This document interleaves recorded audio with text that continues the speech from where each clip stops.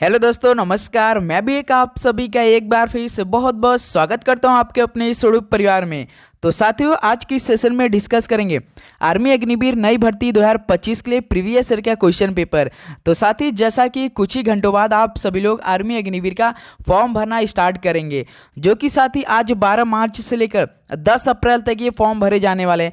यदि आप भारत के किसी भी स्टेट में रहते हैं, चाहे आप मेल हो चाहे फीमेल हो, सिंपल 10 पास है और आपकी एज 17.5 से 21 वर्ष के बीच है, तो ये फॉर्म जरूर भरेंगे। तो साथ ही आज की सेशन हम लोग एक प्रीवियस ईयर का पेपर देखेंगे जो 2024 में 22 अप्रैल से लेकर 3 मई के बीच हुआ था। तो इस बार साथी जो वैकेंसी आएगी वो सबसे अधिक वैकेंसी इस बार 2025 में आपको देखने को मिलेगी। काफ़ी बदलाव के साथ इस बार आपको वैकेंसी देखने को मिलेगी दोस्त। तो आज की सेशन में जो GK, science, math, reasoning total syllabus है ना आर्मी अग्निवीर का, उसका हम लोग पेपर हल करने वाले हैं। तो इस बार साथी जो सिलेबस रहने वाला है आर्मी अग्निवीर का, जीके का 15 क्वेश्चन, साइंस का 15 क्वेश्चन, मैथ का 15 क्वेश्चन और रीजनिंग का साथी 5 क्वेश्चन। तो भाई टोटल 50 क्वेश्चन और 100 नंबर के, यानी एक क्वेश्चन 2 नंबर का रहने वाला है। और साथ ही 0.5 का इसमें नेगेटिव मार्किंग भी देखने को मिलेगा। पहले साल जो 2024 में पेपर हुआ था वो मतलब कि 45 मिनट में 50 क्वेश्चन हल करने को मिला था, लेकिन इस बार देखते हैं भाई कितने मिनट में हमें इस 50 क्वेश्चन को हल करने में समय मिलता है। तो आज बिल्कुल एग्जाम बेस पे सॉल्व करेंगे, जैसा आपका प्रीवियस ईयर के पेपर में सॉल्व पूछे गए थे। ओके दोस्त, तो आप सभी का सही करने का टारगेट 45 प्रश्न में से 33 होने वाले हैं। तो आप तो साथ ही फॉर्म भर देंगे, लेकिन फॉर्म भरने के बाद सबसे पहले आपको पेपर देना होता है, उसके बाद इसका फिजिकल होता है। फिजिकल भी साथ ही इसमें सबसे तगड़ी होती है। यदि आप मान लीजिए 50 में से लगभग 45 क्वेश्चन सही भी कर देते हैं, तो भाई फिजिकल में आपको लगभग full out of full score करना पड़ता है। याद रखिएगा दोस्त, लगभग आपको 1600 मीटर रनिंग करना पड़ता है, इसमें पुशअप करना पड़ता है, मेल और फीमेल दोनों के लिए। तो ध्यान देंगे साथी, यदि आपकी हाइट 168 सेंटीमीटर है तो फॉर्म बिल्कुल आराम से भरेंगे। लेकिन साथी, फॉर्म भरने से पहले आप सभी लोग जो 10वीं का मार्कशीट है और आधार कार्ड है और आप जिस भी स्टेट में रहते हैं उसका आय जाति निवास प्रमाण पत्र प्लस बिल्कुल वैलिड नंबर होना चाहिए आपके पास जिसपे OTP आए, प्लस जीमेल ID वो रखिएगा, वो डालिएगा जिसपे OTP आ जाए मेरे दोस्त। ओके तो ऐसे आप लोग फॉर्म भरेंगे ज्वाइन इंडियन आर्मी के ऑफिशियल साइट से। जैसे ही 12 बजेगा उसके बाद लिंक ओपन हो जाएगी, आप वहां जाके फॉर्म भरना स्टार्ट कर देंगे। लेकिन साथ ही 1-2 दिन रुक कर आप लोग फॉर्म भरना स्टार्ट करेंगे। ध्यान से देखेंगे, जिस भी आप जोन ARO से फॉर्म भरना चाहेंगे 1-2 दिन रुक कर फॉर्म भरने स्टार्ट कर लेंगे। ओके दोस्त, तो चलिए आज के इस ओरिजिनल पेपर को हल करते हैं। बिल्कुल ध्यान से एक एक क्वेश्चन को हल करेंगे, प्लस एनालिसिस करेंगे कि कैसे पिछले वर्षों में आर्मी अग्निवीर के पेपर में सवाल आए थे। ओके दोस्त, तो जो हमारा टारगेट रहेगा 12 मार्च से लेकर 10 अप्रैल के बीच जितने भी आपके प्रीवियस ईयर के सवाल हुए हैं उसको कंप्लीट करना है। तो डेली क्लास आपको 11:30 AM पे मिलेगी। आर्मी अग्निवीर की जो डेली क्लास चलेगी वो 11:30 AM पे मिलेगी सुबह में। ओके दोस्त, तो चलिए आज के ओरिजिनल पेपर का पहला प्रश्न डिस्कस करते हैं। तो देखिए दोस्त, भारत में सबसे बड़ी रिफाइनरी कौन सी है? भारत में सबसे बड़ी रिफाइनरी कौन सी है? तो याद रखिएगा जामनगर है। तो पहले का ए ऑप्शन क्या हो जाएगा? बिल्कुल राइट आंसर हो जाएंगे। चलिए दोस्त, नेक्स्ट अगला नंबर हल करते हैं। क्वेश्चन नंबर 2, COP 28 सम्मेलन कहाँ आयोजित किया गया? तो साथी जो COP 28 सम्मेलन था ये कहाँ पर आयोजित किया गया था? तो याद रखिएगा UAE में किया गया था। ऑप्शन ए क्या हो जाएगा इस सवाल का? बिल्कुल राइट आंसर हो जाएंगे। चलिए नेक्स्ट अगला नंबर देखते हैं दोस्त। क्वेश्चन नंबर 3, गौतम बुद्ध नगर कुशीनगर में महापरिनिर्वाण प्राप्त कुशीनगर कहाँ स्थित है? तो भाई गौतम बुद्ध नगर कुशीनगर में महानिर्वाण प्राप्त किया, तो कुशीनगर कहाँ पर स्थित है? तो आपसे सवाल पूछा है। तो गौतम बुद्ध जी कुशीनगर में अपना महापरिनिर्वाण प्राप्त किया था, तो कुशीनगर स्थित है उत्तर प्रदेश राज्य में। ऑप्शन ए क्या हो जाएगा दोस्त? बिल्कुल राइट आंसर हो जाएंगे। चलिए नेक्स्ट अगला नंबर देखते हैं दोस्त। क्वेश्चन नंबर 4, तो पहले हम लोग 15 क्वेश्चन जीके करेंगे, उसके बाद 15 क्वेश्चन साइंस का करेंगे, उसके बाद मैथ के सॉल्व करेंगे, लास्ट में रीजनिंग के सॉल्व करेंगे, जैसा आपका आर्मी अग्निवीर में पेपर आते हैं। देखिए क्वेश्चन नंबर 4, भारत में राष्ट्रीय थल सेना दिवस कब मनाया जाता है? तो साथ ही भारत में राष्ट्रीय थल सेना दिवस कब मनाया जाता है? तो याद रखिएगा 15 जनवरी को मनाए जाते हैं। बी ऑप्शन बिल्कुल राइट आंसर हो जाएंगे। तो साथ ही आप हर एक सवाल को एनालिसिस करेंगे बिल्कुल ध्यान से। क्वेश्चन नंबर 5 देखिए, 2011 की जनगणना के अनुसार निम्नलिखित में से किस राज्य की जनसंख्या सबसे अधिक है? 2011 की जनगणना के अनुसार किस राज्य की जनसंख्या सबसे अधिक है? तो उत्तर प्रदेश की है। ऑप्शन सी क्या हो जाएगा? बिल्कुल राइट आंसर हो जाएंगे। चलिए दोस्त अगला सवाल को हल करते हैं। क्वेश्चन नंबर 6 देखिए, संविधान में निहित अनुच्छेद 12 से 35 किससे संबंधित है? संविधान में निहित अनुच्छेद 12 से 35 से किससे संबंधित है? तो ये मौलिक अधिकार से संबंधित है। डी ऑप्शन क्या हो जाएगा? बिल्कुल राइट आंसर हो जाएंगे। चलिए दोस्त नेक्स्ट अगला नंबर देखते हैं। क्वेश्चन नंबर 7, यदि साथी आप आज से भी पढ़ना स्टार्ट करेंगे, डेली के डेली प्रैक्टिस सेट लगाएंगे ना, तो आप देखेंगे 50 में से लगभग 46 क्वेश्चन सही करके आएंगे। आर्मी अग्निवीर की हम बात करें दोस्त, बिल्कुल आपसे वादा कर रहा हूँ, डेली यदि हम आपके लिए क्लास लगा देते हैं तो बिल्कुल भाई 50 में से 50 भी आप सही करके आ सकते हैं, क्योंकि बिल्कुल इजी सवाल इसमें पूछे जाते हैं। मेन तो इसका रहता है फिजिकल, लेकिन आपको भाई पेपर तो क्वालिफाइंग करना ही करना है, उसके लिए आपको पढ़ना ही पढ़ना है। फिजिकल तो आराम से पास करेंगे, लेकिन उससे पहले सीबीटी पर एक पेपर भी देना पड़ेगा, जो कि 50 क्वेश्चनों को होगा। एक क्वेश्चन 2 नंबर का, 0.5 नेगेटिव मार्किंग के साथ। ध्यान देंगे दोस्त। तो कोलार गोल्ड फील्ड ये कहाँ पे स्थित है, यानी किस राज्य में स्थित है कोलार गोल्ड फील्ड? तो सर जी ये तो कर्नाटक राज्य में स्थित है। डी ऑप्शन क्या हो जाएगा दोस्त? बिल्कुल राइट आंसर हो जाएंगे। चलिए नेक्स्ट अगला नंबर हल करते हैं। क्वेश्चन नंबर 8 देखिए, भारत के उपराष्ट्रपति कौन है? 2024 के पेपर में 22 अप्रैल के पहले ही शिफ्ट में सवाल पूछा था। भारत के उपराष्ट्रपति कौन है इस समय? तो सर जी जगदीप धनखड़ है। ऑप्शन सी बिल्कुल राइट आंसर हो जाएंगे। चलिए दोस्त अगला सवाल बताइए। क्वेश्चन नंबर 9, द्रोणाचार्य पुरस्कार किसको दिया जाता है? द्रोणाचार्य पुरस्कार किसको दिया जाता है? खेल संपादक को, अंपायर को, कोच को या खिलाड़ी को? तो भाई द्रोणाचार्य पुरस्कार तो कोच को दिया जाता है। ऑप्शन सी क्या हो जाएगा? बिल्कुल राइट आंसर हो जाएंगे।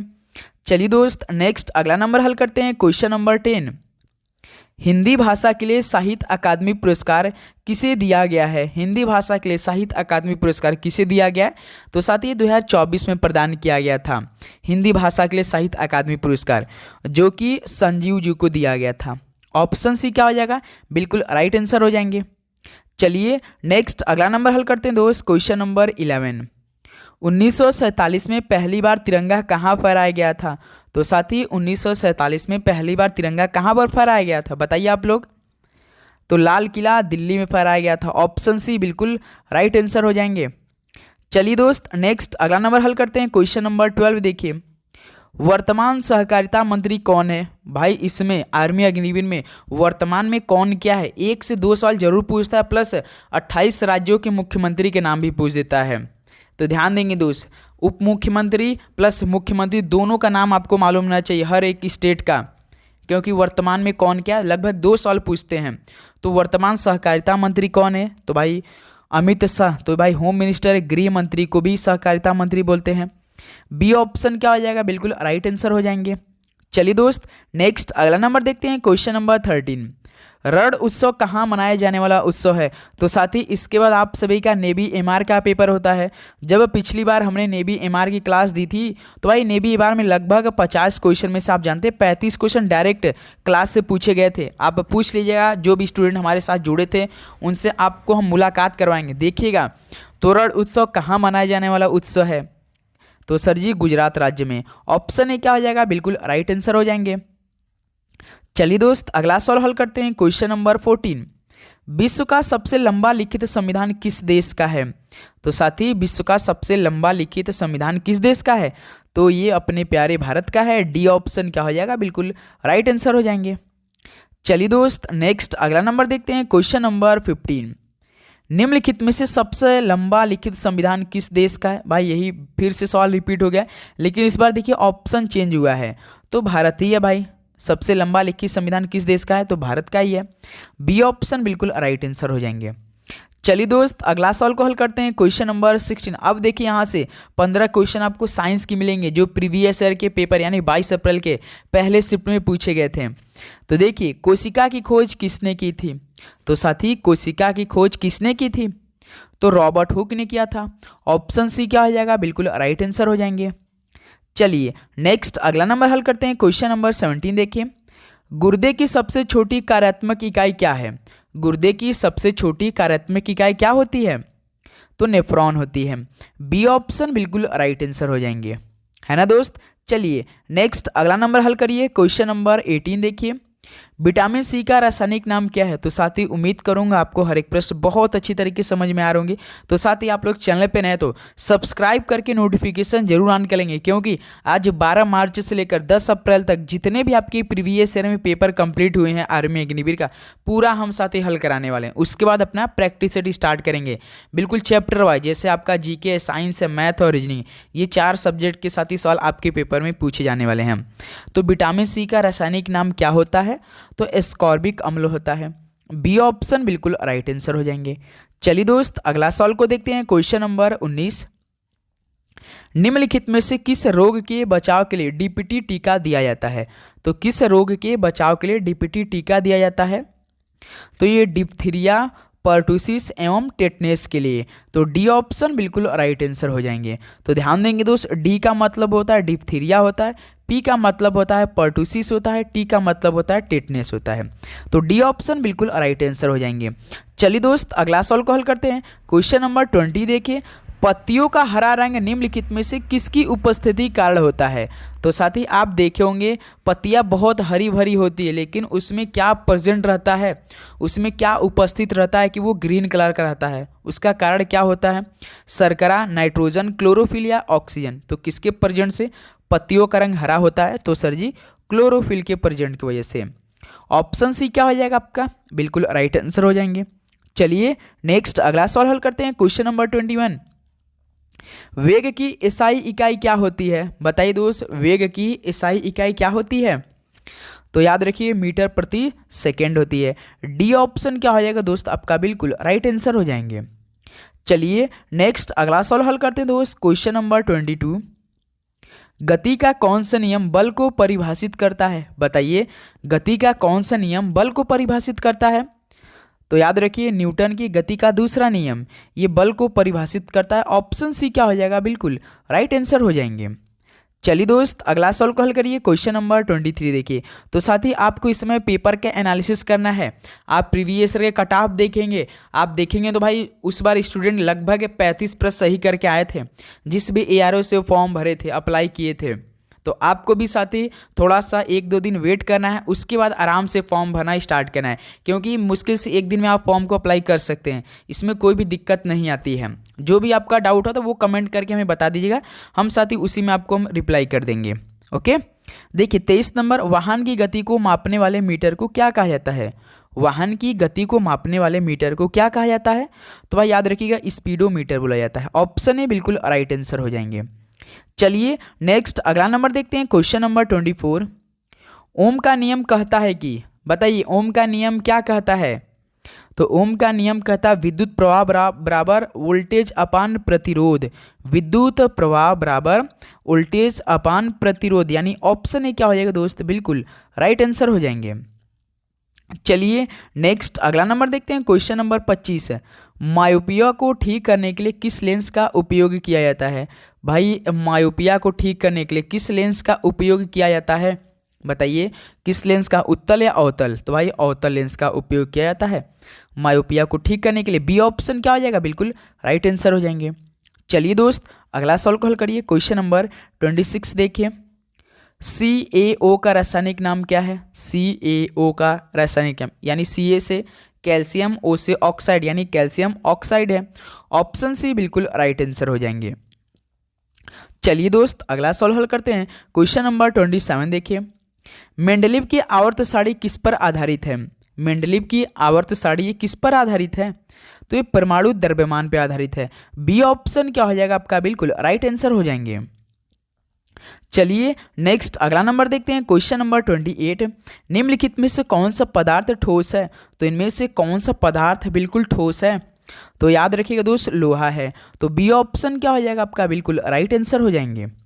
चलिए दोस्त नेक्स्ट अगला नंबर देखते हैं। क्वेश्चन नंबर 29, निम्नलिखित में से कौन सी धातु तत्वों की आवर्त सारणी में सबसे हल्की है? तो भाई इन धातु तत्वों में सबसे हल्की कौन सी है?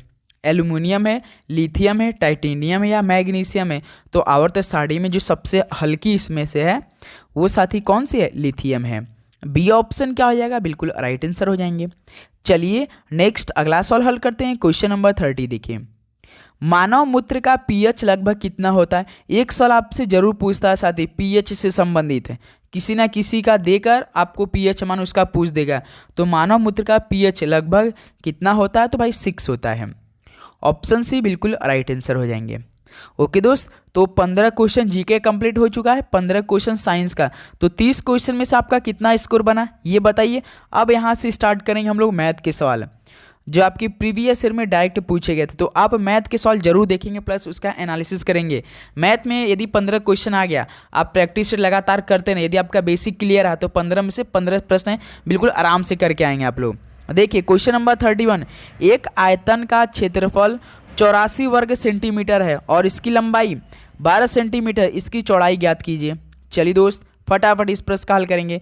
तो सबसे पहले इसकी चौड़ाई ज्ञात करना है। तो आपको मालूम होगा कि जो आयत है इसका क्षेत्रफल बराबर क्या होता है। आयत का क्षेत्रफल बराबर कितना होता है भाई, लंबाई गुणे चौड़ाई होता है। क्या होता है दोस्त, लंबाई गुणे चौड़ाई होता है ना दोस्त। तो इस सवाल में क्या दे, आयतन का क्षेत्रफल दे दिया है 84 दे दिया है, और इसकी लंबाई देखिए 12 सेंटीमीटर दिया है। प्रश्न में लंबाई 12 सेंटीमीटर दिया है, तो क्या पूछा है, चौड़ाई पूछ दिया है, यानी साथ ही ब्रेथ पूछा है चौड़ाई। तो अब देखिए 12 सत्ते 84, 12 का जब आप भाग देंगे 84 में तो 7 बार में आ गए, यानी चौड़ाई यानी ब्रेथ आपका कितना आ जाएगा, 7 सेंटीमीटर जाएगा। तो 31 का देखिए बी ऑप्शन क्या हो जाएगा, बिल्कुल राइट आंसर हो जाएंगे। बताइए दोस्त कोई दिक्कत हुआ इस प्रश्न को हल करने में आप सभी को। जैसे सवाल में आयतन का क्षेत्रफल 84 वर्ग सेंटीमीटर दे रखा है, यानी दोस्त आयतन का क्षेत्रफल बराबर 84 वर्ग सेंटीमीटर दिया है। उसके बाद लंबाई भी दे रखा है यानी एल, इसको हम लोग एल बराबर ल बराबर कितना, यानी लंबाई इसका 12 सेंटीमीटर दिया है। तो क्या पूछा है, चौड़ाई पूछा है। तो आप जानते होंगे साथी कि आयतन का क्षेत्रफल बराबर क्या होता है, आयतन का क्षेत्रफल बराबर क्या होता है, लंबाई गुणे चौड़ाई होता है। तो पेपर में क्या दिया, आयतन का क्षेत्रफल 84 दिया है और लंबाई आपको 12 दे रखा है, चौड़ाई पूछा है। तो यहाँ से 12 का भाग 84 में करेंगे 7, तो देखिए यहाँ से चौड़ाई बराबर कितना हो जाएगा, 7 सेंटीमीटर आ जाएगा, जो कि ऑप्शन बी दे रखा है। कितना सिंपल है बताइए। ओके दोस्त, चलिए नेक्स्ट अगला सवाल को हल करते हैं। क्वेश्चन नंबर 32 को देखिए, 45, 50 और 90 का महत्तम समावर्तक यानी HCF क्या है। तो साथ ही सिंपल सवाल है भाई, आपको ऑप्शन से ये सवाल हल कर देना है, आपको निकालने की जरूरत नहीं है भाई, ऑप्शन से हल कर दिए। और वो ऑप्शन उठाइएगा जो भाई तीनों इन नंबरों में क्या करे, पूर्णतः विभाजित करेगा, पूर्णतः विभाजित करेगा। भाई तीनों में ऐसा नहीं कि 2 में कटे तो 1 में नहीं कटेगा, तो वो गलत हो जाएगा ऑप्शन। जैसे पहला ऑप्शन देखिए 6 है, 6 क्या 45 को पूर्णतः विभाजित करेगा, नहीं करेगा, 50 को भी नहीं करेगा, तो इसको छोड़िए। अब ऑप्शन बी पे चलिए, ऑप्शन बी देखिए 45 को पूर्णतः विभाजित करेगा, नहीं करेगा, 50 भी नहीं करेगा, 90 को भी नहीं करेगा। ऑप्शन सी देखिए 45 को करेगा, नहीं करेगा, 50 को नहीं करेगा, 90 को भी नहीं करेगा। उसके बाद देखिए दोस्त ऑप्शन डी, ऑप्शन डी देखिए 45 को पूर्णतः विभाजित कर देगा, 50 को भी पूर्णतः विभाजित कर देगा और 90 को भी पूरा विभाजित कर देगा, यानी 45, 50 और 90 का HCF क्या हो जाएगा भाई, तो 5 हो जाएगा, यानी डी ऑप्शन बिल्कुल राइट आंसर हो जाएंगे। ट्रिक के साथ हम लोग साथ ही पेपर को हल करने वाले इस बार। चलिए नेक्स्ट अगला नंबर हल करते हैं। क्वेश्चन नंबर 33 देखिए, 3 अंकों की सबसे छोटी संख्या कौन सी है। भाई साहब बताइए, ये तो भाई जो बच्चे स्टूडेंट 2, 3 में पढ़ते हैं इसका राइट आंसर दे सकते। 3 अंकों की सबसे छोटी संख्या कितनी होती है बताइए। तो 3 अंकों की सबसे छोटी संख्या तो भाई 100 होती है। तो आप सभी से हम सवाल पूछना चाहेंगे दोस्त कि 1 अंकों की सबसे बड़ी संख्या क्या होती है। 1 अंक की सबसे बड़ी संख्या आपको बताना है दोस्त। बताइए फटाफट इस सवाल का राइट आंसर कमेंट करके कि 1 अंक की सबसे बड़ी संख्या क्या होती है। चलिए दोस्त अगला सवाल हल करते हैं। क्वेश्चन नंबर 34 देखिए, यदि 5 व्यक्ति किसी कार्य को 10 दिन में पूरा करते हैं तो एक व्यक्ति को उसी कार्य को पूरा करने में कितना दिन लगेंगे। फार्मूला है, फार्मूला पर लगा दीजिए या आप साथ ही अपने दिमाग से भी हल कर सकते हैं। फार्मूला आप याद रखिएगा, M1D1 बराबर M2D2। ये इस पे एक सवाल आपके पेपर में 110% आने वाले हैं। तो M1 देखिए यहाँ से 5 व्यक्ति यानी M1 है मैन है, D1 देखिए 10 दिन है, 10 यहाँ पे लिख दीजिए। M2 देखिए 1 व्यक्ति यानी M2 यानी दूसरा आदमी 1 है, और आपसे क्या पूछा तो पूरा करने में कितने दिन लगे यानी D2 पूछ दिया है। तो देखिए 10 पचे 50, तो यहाँ से 1 इंटू D2 यानी D2 का मल्टीप्लाई एक में करेंगे तो साथ ही D2 ही आएगा। यानी कितने दिन लगेंगे भाई आपको? 50 दिन लगेंगे। तो यदि 5 व्यक्ति किसी कार्य को 10 दिन में पूरा करते हैं तो एक व्यक्ति को उसी कार्य को पूरा करने में कितने दिन लगेंगे? तो भाई 50 दिन लगेंगे, है ना दोस्त।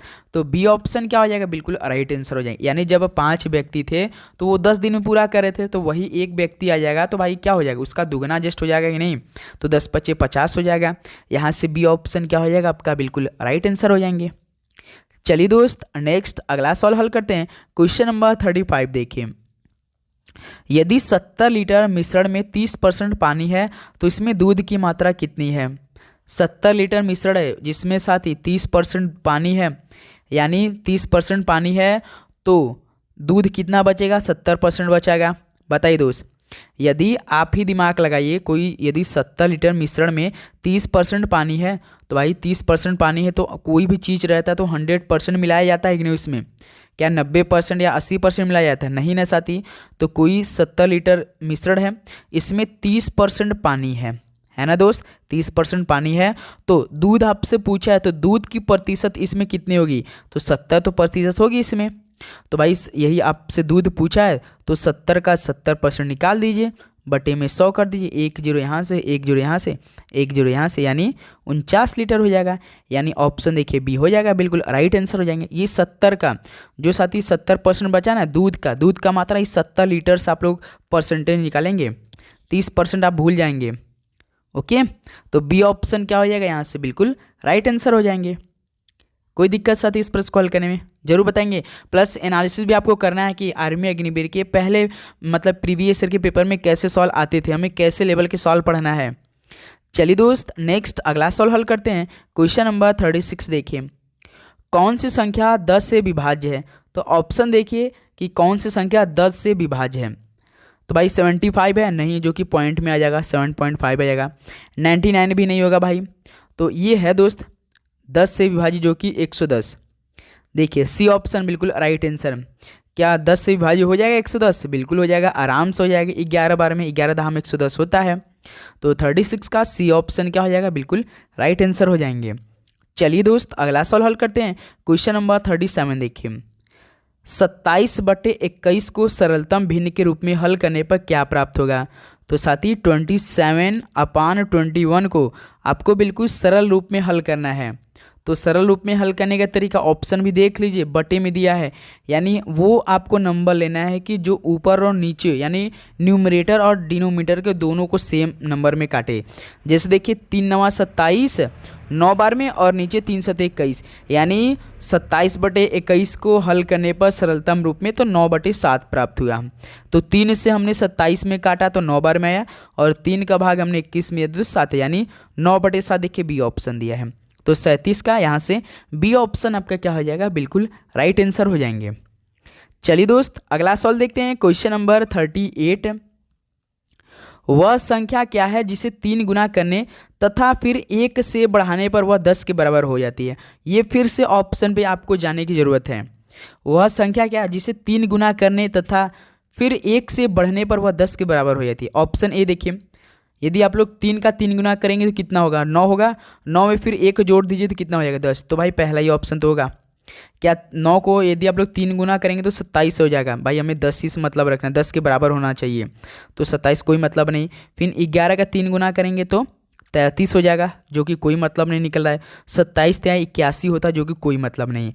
केवल ऑप्शन ए है भाई 3। इसका 3 का 3 गुना करेंगे तो कितना होगा? 9। और तथा फिर 1 से बढ़ने पर वह 10 के बराबर, यानी 1 से बढ़ने पर जोड़ दीजिए 9 1 10, जो कि 10 के बराबर हो जाती है। बताइए 38 का ये ऑप्शन क्या होगा दोस्त? बिल्कुल राइट आंसर हो जाएंगे। चलिए नेक्स्ट अगला नंबर हल करते हैं। क्वेश्चन नंबर 39 देखिए। यदि किसी वस्तु को 960 रुपये में बेचकर 20% का लाभ कमाया जाता है तो वस्तु का क्रय मूल्य क्या होगा? बताइए दोस्त, क्रय मूल्य 20% का लाभ पहले कमा रहा है तो भाई 20% कोई वस्तु है, इसे लाभ कैसे कमाएंगे? 20/100 यानी 1/5। पहले 5 की वस्तु तो उसे 1 रुपये का लाभ हो रहा है, यानी 6/5 हो जाएगा। 6/5 हो जाएगा। कितना हो जाएगा दोस्त? 6/5। ये 6 किसके बराबर भाई? 960 के बराबर है। तो इससे भाग करेंगे तो कितना हो जाएगा आपका एक कितना हो जाएगा? 16 160 हो जाएगा। तो 160 का मल्टीप्लाई 5 में करें तो कितना होगा, 16×5 = 80 यानी 800, यानी उसका वो उस वस्तु का क्रय मूल्य क्या होगा, 800 होगा। बताइए दोस्त, ये ऑप्शन बिल्कुल राइट आंसर हो जाएंगे। तो बस साथ ही आप सवाल देखिए, ट्रिक देखिए, अभी तो वेट कीजिए जब पूरा क्लास अच्छी तरीके से आने लगे ना, एक एक चीज़ साथ ही डिटेल में हम बात करेंगे। जैसे यहाँ पे देखिए, यदि किसी वस्तु को 960 रुपये में बेचकर 20% का लाभ कमाया जाता है तो उस वस्तु का क्रय मूल्य क्या होगा। जैसे 20% साथी कमा रहा है, यानी 20% है तो 20/100 हो जाएगा, यानी 1/5 हो जाएगा। पहले 5 का वस्तु था, उस पर 1 रुपये का लाभ कमा रहा है, यानी 6/5 हो जाएगा। ये 6 दोस्त वो किसके बराबर हो जाएगा, यही तो है भाई रुपये, 960 के बराबर हो जाएगा। तो 960, 6 का भाग 960 में करें तो कितना आएगा, 160 आएगा। तो 160 के यदि यही पे मल्टीप्लाई कर देंगे तो कितना हो जाएगा, 800 रुपये तो हो जाएगा। तो वस्तु का क्रय मूल्य कितना निकल जाएगा, 800 रुपये निकल जाएगा। तो ए ऑप्शन क्या हो जाएगा इस सवाल का, बिल्कुल राइट आंसर हो जाएंगे। चलिए नेक्स्ट अगला सवाल हल करते हैं। क्वेश्चन नंबर 40 देखिए, संख्या 11 11 11 और 11 का औसत क्या होगा। चलिए दोस्त, औसत निकालिए आप लोग। इसका सभी साथी औसत निकालेंगे। सभी नंबर को पहले जोड़ दीजिए। औसत निकालने का तरीका क्या होता है, जितने भी नंबर दिए हैं उनको जोड़ दीजिए, प्लस जितने नंबर है उसको उतना भाग कर। जैसे 4 ठो 11 देखिए है, 1 2 3 4, तो इसमें 4 नंबर नीचे आपको लिखना है। जितना भी नंबर है, चाहे साथी 2 है, 3 है, 5 है, 7 है, 6 है, यदि आपका इसका औसत पूछ दिया तो सबको जोड़ेंगे और देखेंगे कितना नंबर है, 1 2 3 4 5, तो 5 से भाग कर देंगे, सिंपल। तो उसी प्रकार देखिए 11 11 4 बार है तो कितना आएगा, 44 आएगा जोड़ने पर, 44 आ जाएगा जोड़ने पर, है ना दोस्त। जोड़ने पर कितना आएगा, 44 आएगा। और इसमें आप लोग 4 से भाग करें तो कितना आएगा, 11 ही आएगा।